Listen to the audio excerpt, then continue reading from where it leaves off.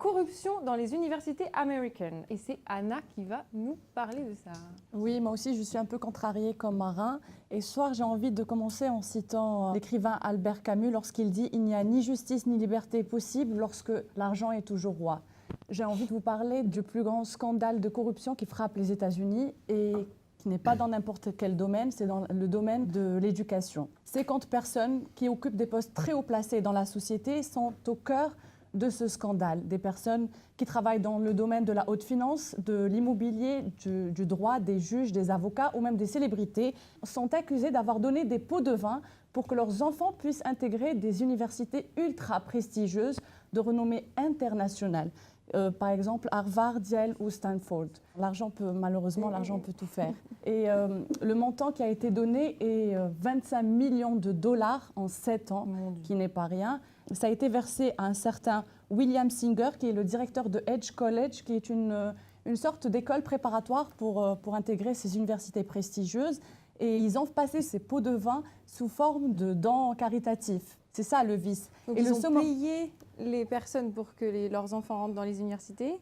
Ce monsieur, oui, ce monsieur, caritatif, quoi. William Singer a créé une association pour justement faire passer ces pots de vin en douce. Absolument. Ok, d'accord. Absolument. Et nous, on galère à avoir nos études et tout, et eux, ils payent et c'est bon, quoi. Exactement. Et moi, Okay, c'est ce qui me révolte. C'est que ces personnes-là ont des privilèges, les enfants de célébrités ou de gens riches, on va dire, ils ont des privilèges de naissance. Ce sont des personnes qui ont beaucoup de facilités, qui ont déjà, j'imagine, des coachs privés, des psychologues privés, des personnes qui leur facilitent un petit peu la vie de tous les jours, des cuisiniers et j'en passe. Et si ces personnes-là viennent prendre la place ou écraser des gens qui méritent vraiment, vraiment leur place dans ces universités-là, qui travaillent très, très dur, dont les parents travaillent très dur pour que leurs enfants puissent intégrer, puissent avoir accès à l'éducation, en sachant qu'aux États-Unis, c'est-à-dire l'éducation, c'est payant. L'université, lycée, etc., c'est payant et ça coûte hyper cher. Moi, ça me révolte et ce que j'aimerais savoir, c'est que ces parents-là qui ont fait ces actes-là, ces actes honteux pour éduquer leurs enfants, quelles valeurs voulaient-ils inculquer à leurs enfants et ils voulaient leur apprendre quoi?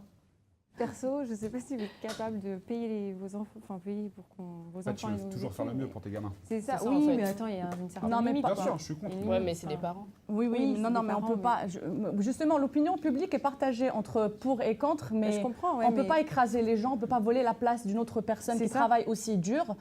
Parce que nous, on ne peut pas tout se permettre dans ce monde. Et à un certain moment, il faut dire non, il faut bouger pour que ça s'arrête. Moi, par exemple, je demande à ce qu'ils soient sévèrement punis pour qu'ils servent de leçon. Donc, Anna demande à ce qu'ils soient sévèrement punis. Donc, si vous nous entendez du bout de l'Amérique, là-bas, oui, et attention à vous. Et qu'on arrête de faire l'autruche. Qu'on arrête de faire l'autruche. Parce que les êtres humains, généralement, tant que ça ne nous arrive pas à nous on se tait, on fait l'autruche, on se dit oui, bon, ça arrive partout, mais on ne sait toujours pas quelle place nous a été volée parce que notre personne qui ne le mérite pas l'a pris. Bien sûr.